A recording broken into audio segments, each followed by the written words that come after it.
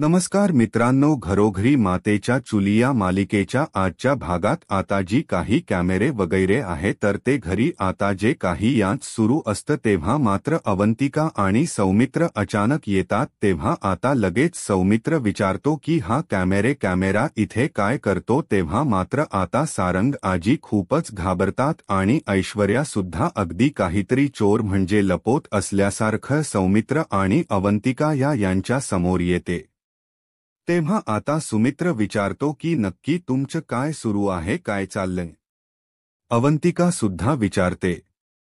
तेव्हा आता आजी ते मम करत असते, परंतु अवंतिका विचारते की नक्की तुमचं हे काय सुरू आहे, तुम्ही इतका ड्रायफ्रूटचा वगैरे सेटअप केलेला आहे, अगदी प्रोफेशनल कॅमेरा घेऊन तुम्ही येथे काही शूट वगैरे करतात की काय। तेव्हा आता सारंग आजी आणि ऐश्वर्या भामट्यासारखे होतात।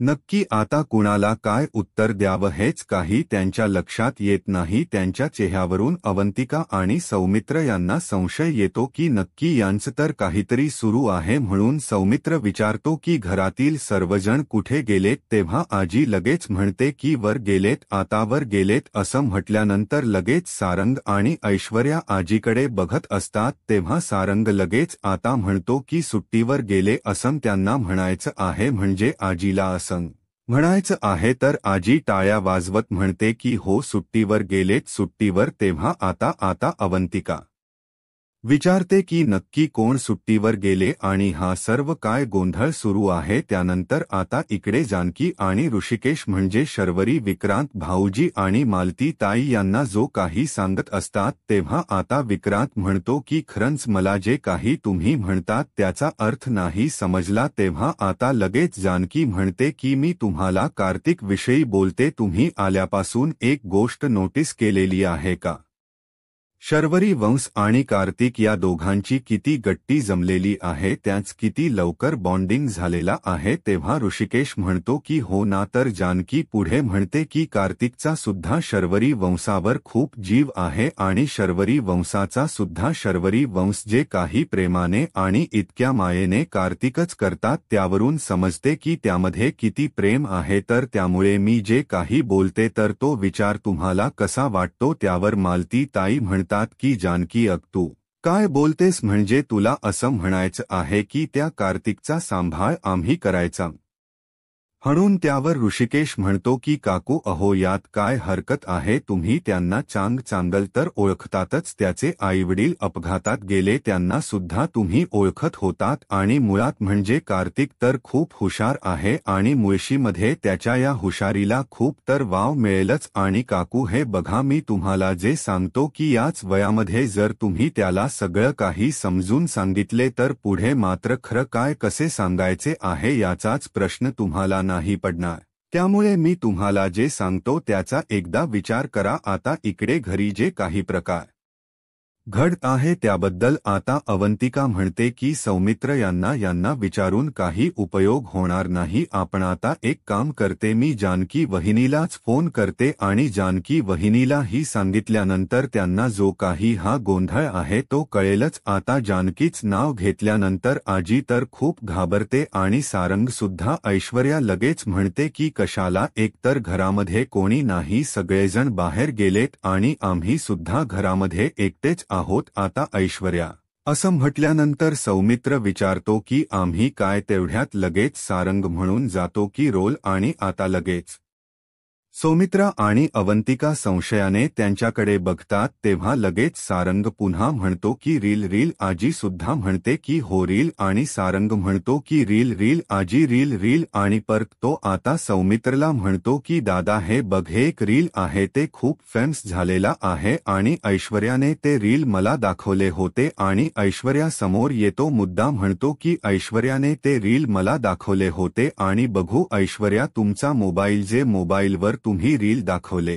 होते ती आजी आणि मला खूप आवडले होते। आजी म्हणते की हो ना, रील एवढं मोठं होत तर सारंग आजीच या हातावर मारतो आणि म्हणतो की हो एवढं मोठं रील करायचे होते. आजी म्हणते की हो तुम्ही मध्येच आलात आणि आम्ही सुद्धा मध्येच थांबलो. त्यावर आता अवंतिका म्हणते की अच्छा म्हणजे मी आल्याने तुम्हाला डिस्टर्ब वगैरे झाले का. तेव्हा आता आजी म्हणते की नाही. तर अवंतिका म्हणते की सो सॉरी परंतु तुम्ही कुठला रोल म्हणजे रील शूट करत होता ते दाखवा, आता दाखवा म्हटल्यानंतर आजी सारंग आणि ऐश्वर्या अगदी धक्क्याने एकमेकांकडे सुरुवात करतात. कुठलाही रोल तर त्यांना रील त्यांना दाखवायला नसते परंतु आता अवंतिका बरोबर त्यांना पकडत असते. तेव्हा आता तिघे एकमेकांकडे जेव्हा बघत असतात तर सौमित्रा आणि अवंतिका बरोबर त्यांच्याकडे एकटक बघत असतात. ऐश्वर्या लगेच म्हणते की अजून आम्ही सुरू तर केलेल नाही, आम्ही सुरू केलेल नाही, जस्ट आम्ही प्रॅक्टिस करत होतो, शूट करणारच होतो परंतु इतक्यात तुम्ही मध्ये येऊन टपकलात आणि त्यामुळे ते रुटीन तर आमचं थांबलंच. आणि त्यानंतर आता ज्या काही बाई बोलवलेल्या असतात तर त्या बाई समोरून येतच असतात. आता ऐश्वर्याच तिच्याकडे लक्ष जाते आणि आता मुद्दाम ऐश्वर्याला खूप टेन्शन येते की आता काय करायचं नक्की. ती बाई सुद्धा येथे येते. मग आता सौमित्रा आणि अवंतिकाही मध्येच येऊन टपकलेत. आता काय उत्तर द्यायचं. त्यानंतर आता इकडे जानकी आणि ऋषिकेश विक्रम भाऊजी आणि शर्वरीवंश मालती काकू यांना समजावत असतात की कार्तिकला तुम्ही तुमच्या घरामध्ये जर मायेच आणि एक जिव्हाळ्याच प्रेमाच नात तयार केलं तर कार्तिक हक्काच तुमचा होऊ शकतो, एका मुलाचं प्रेम तुम्हाला मिळू शकते. आणि हे बघा मालती काकू जर शर्वरी वंश आणि विक्रांत भाऊजी यांना मूल झाले असते तर अगदी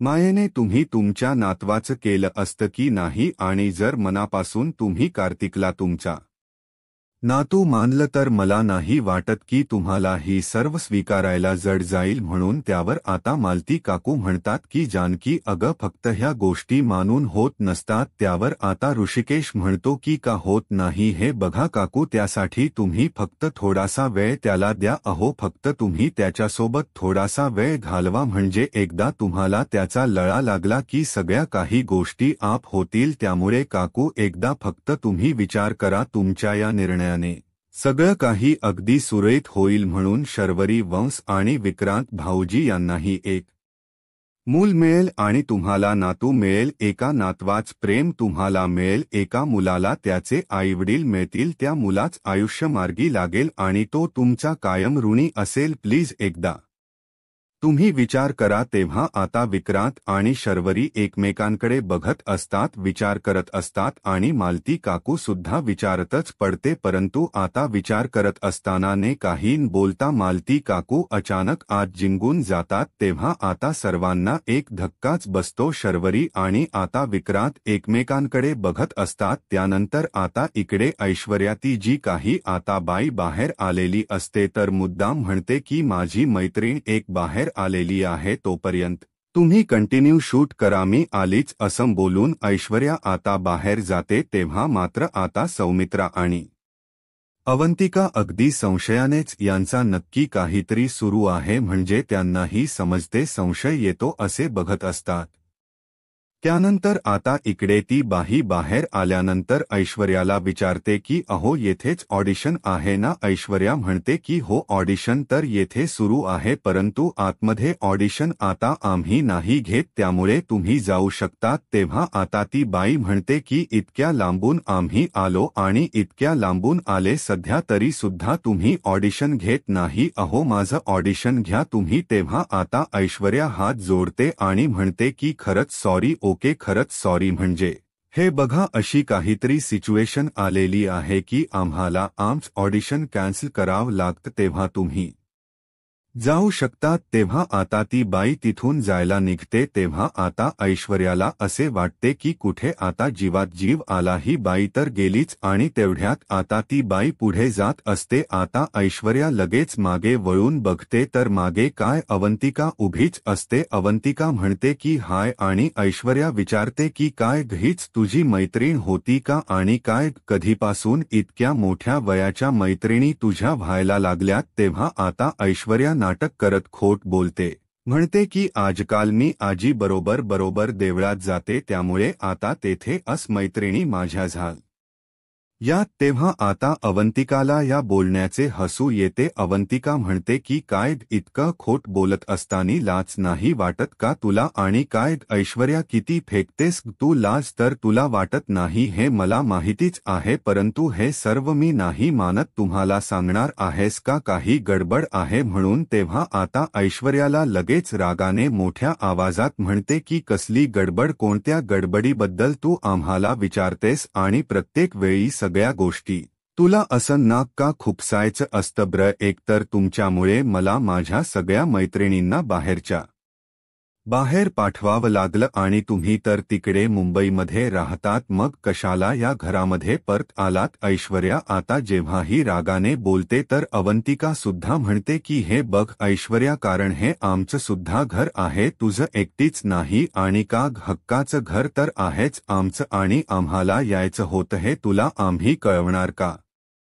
कोणत्या हक्काने कळवायचं? आम्ही आमचे निर्णय घेऊ शकतो, आम्ही कधी पण येऊ शकतो आणि कधी कधी जाऊ शकतो. म्हणजे एक मिनिट, असे की तुमचा जो काही प्लॅन चाललेला आहे तो निस्तरायला तुम्हाला वेळ मिळेल म्हणूनच ना? त्यावर आता ऐश्वर्य म्हणते की नाही तसे नाही. म्हणजे कसन? की येतानी जरा माणसाने कळवावं. म्हणजे कसन? अगं तुम्ही येणार आहे हे जर मला कळले असते तर मात्र मी तुमच्यासाठी मस्त असन जेवण बनवून ठेवले असते. तेव्हा आता अवंतिका लगेच हसते, तोंडाला हात लावून ती हसत असते. अरे बापरे, म्हणजे अरे देवा, हे ऐकून तर मला धक्काच बसला. काय ऐश्वर्या, तू आम्ही येणार म्हणून आमच्यासाठी जेवण बनवणार होती का? आणि काय म्हणजे मला असं वाटतं की तू नक्की काय बनवणार होती? इटालियन पास्त बनवणार होती का? आणि हे बघ, हे जे काही तू नाटक करते ना माझ्यासमोर, ती नाटक आता पूर्णपणे बंद करायची, कारण तू जे काही करते त्याची नाटक मी पूर्णपणे चांगलीच ओळखते. तुला सुद्धा मी चांगलं ओळखतच आहे, त्यामुळे मी तुझ्यावर विश्वास नाही ठेवू शकत. त्यामुळे ही जी काही बनवाबनवी सुरू आहे तर ती एकदाची बंद कर आणि सांग की तू नक्की काय अशी बनवाबनवी करत होती, कोणते नाटक तू करत होती? आणि जर तू ब्या बोलाने हे सर्व सांगणार नसेल तर की काय आहे ते आम्ही स्वतःहून शोधून काढूयात. असे बोलून आता अवंतिका रागाने आतमध्ये निघून जाते. तर ऐश्वर्याला आता अवंतिकाचा खूप राग येतो.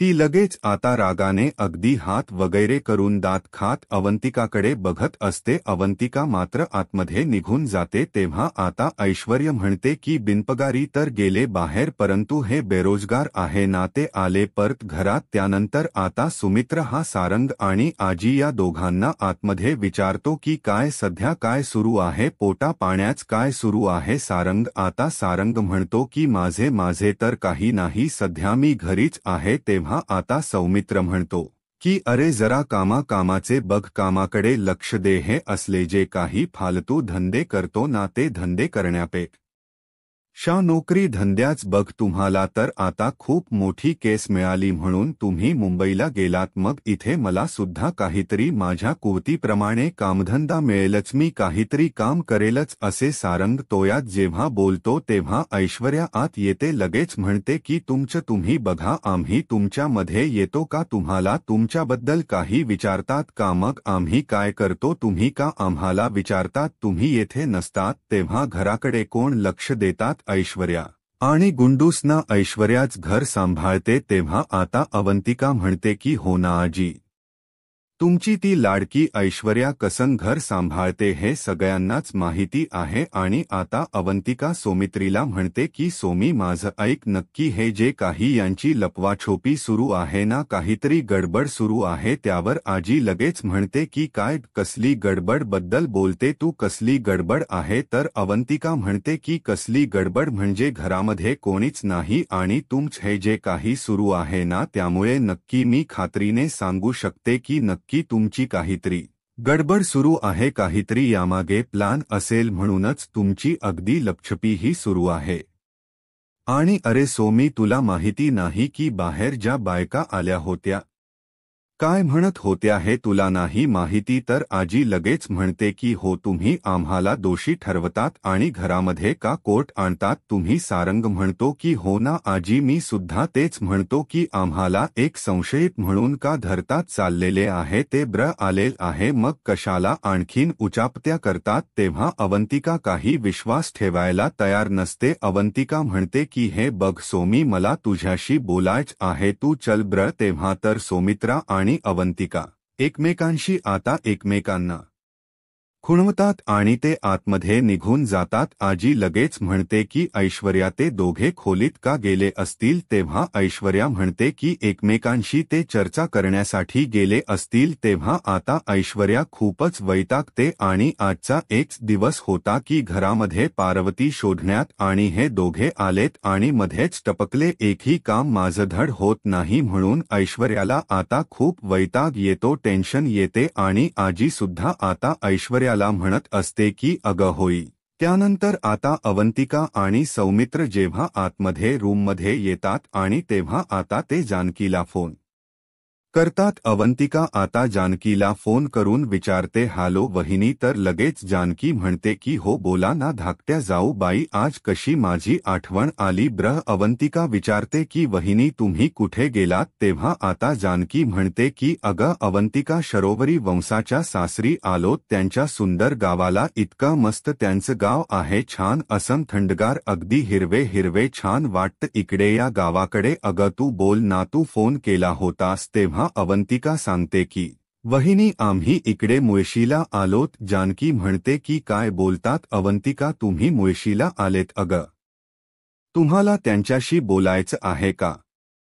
आणि त्या तर त्यांच्या सासूबाईशी बोलतात, मग देऊ का शर्वरी वंशाकडे बोलण्यासाठी? सौमित्र म्हणतो की नाही वहिनी, राहून दे, मी नंतर शर्वरीशी बोलण्यासाठी फोन करतो. तेव्हा आता जानकी म्हणते की ठीक आहे सौमित्र आणि अवंतिका भाऊजी, खरंच तुम्ही दोघं आलात म्हणून मला कळले. तर त्या ऐश्वर्या आणि सारंग भाऊजींच काय सुरू आहे ते आणि बघूयात, मी घरी आल्यानंतर बघतेच त्या दोघांच काय सुरू आहे ते. आणि चला आता मी ठेवते, सगळे येतील.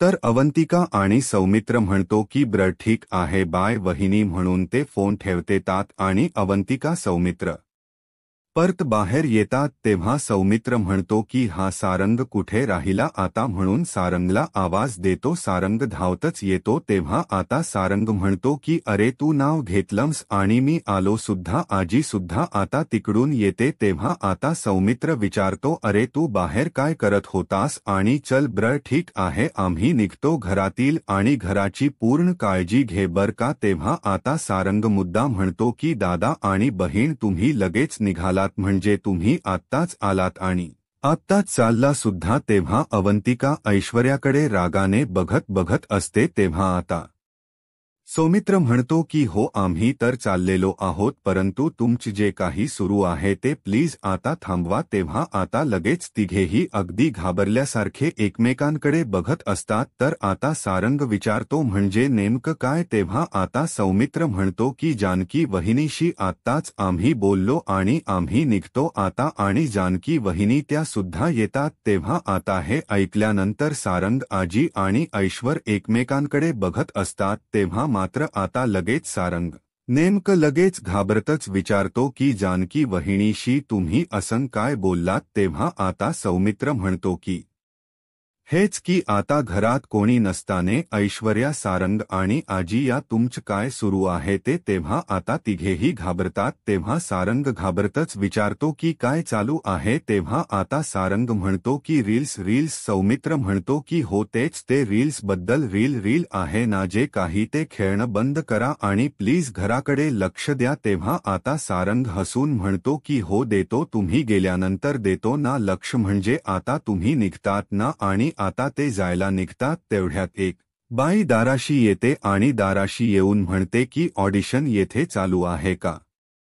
ऑडिशन म्हटल्यानंतर आता सौमित्र आणि अवंतिका संशयानेच बघू लागतात, परंतु सारंग, ऐश्वर्या आणि आजी हे तर खूपच घाबरतात. आजीच्या हातात जी वाटी असते तर ती लगेच आता घाबरतच खाली पडते. सौमित्र बघतो तेव्हा आता परत ती बाई विचारते की अहो सांगा, ऑडिशन येथे सुरू आहे का?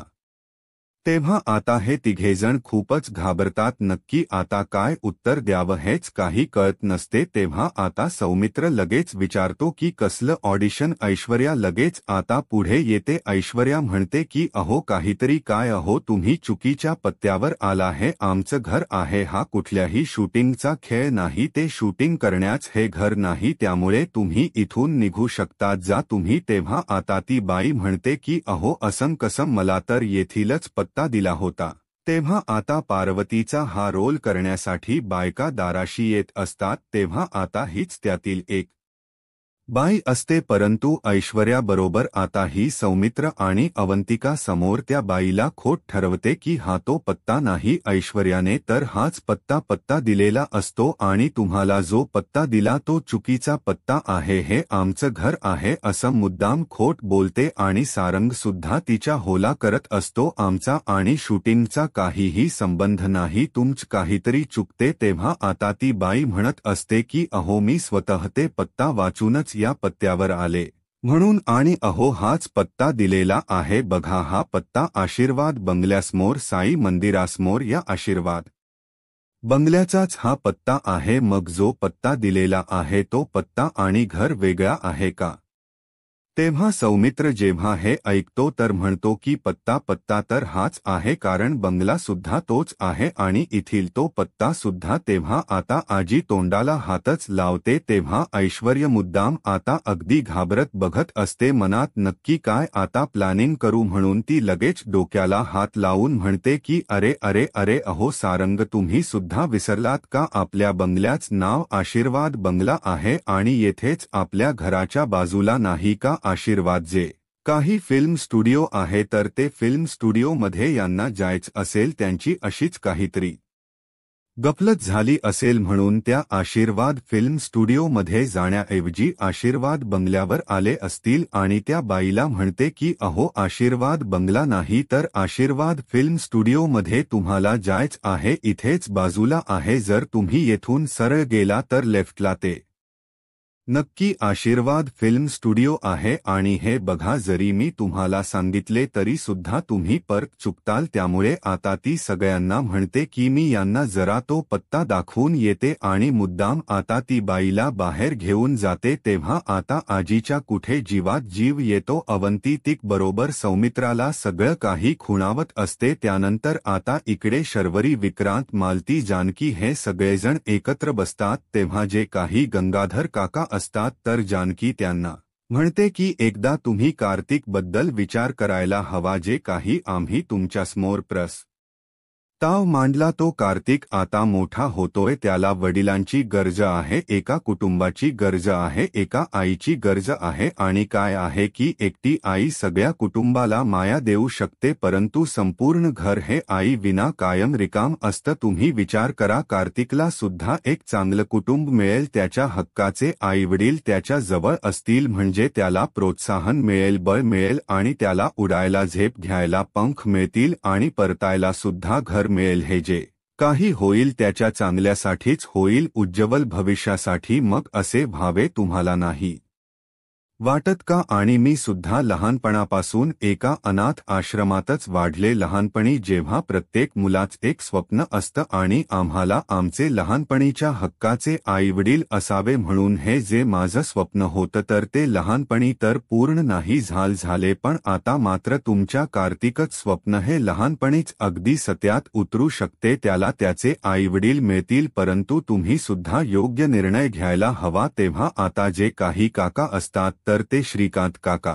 स्पष्ट नकार देतात की मी त्याला येथून नाही पाठवू शकत. तेव्हा आता असं म्हटल्यानंतर वांना एक प्रकारचा खूप मोठा धक्का बसतो. आणि मित्रांनो, शेवटी हा भाग येथे संपतो. पुढील भागामध्ये ऐश्वर्या आणि सारंग आजी बसलेली असतात आणि तेवढ्यात अचानक लाईट जाते. सारंग खूप घाबरतो की लाईट गेली म्हणून, तर ऐश्वर्या म्हणते की बर ठीक आहे, फक्त लाईट्स गेली, अंधारच झालेला आहे, एखादं वादळ तर नाही ना आलं. आणि तेवढ्यात आता एक दाराशी बाई येते आणि ऋषिकेश माझा बाळा, ऋषिकेश माझा बाळा, मी आले भेटायला. आणि नानासाहेब तुम्ही ओळखलत का मला? मी पार्वती आहे, मी पार्वती. आणि पार्वती आता म्हटल्यानंतर ऐश्वर्या, सारंग आणि आजी हे खूपच घाबरतात. त्यांना आता काही कळत नसते की ही पार्वती कुठून आली असेल. आता नक्की हा सर्व काय प्रकार असेल. खरंच पार्वती आली असेल ऋषिकेशची आई, त्यामुळे आता हे सगळेजण इतके घाबरतात. तेव्हा मित्रांनो, आता पुढे काय काय होईल हे पाहायला आत्ताच माझा महाराष्ट्र या यूट्यूब चॅनलला सबस्क्राईब करा. धन्यवाद.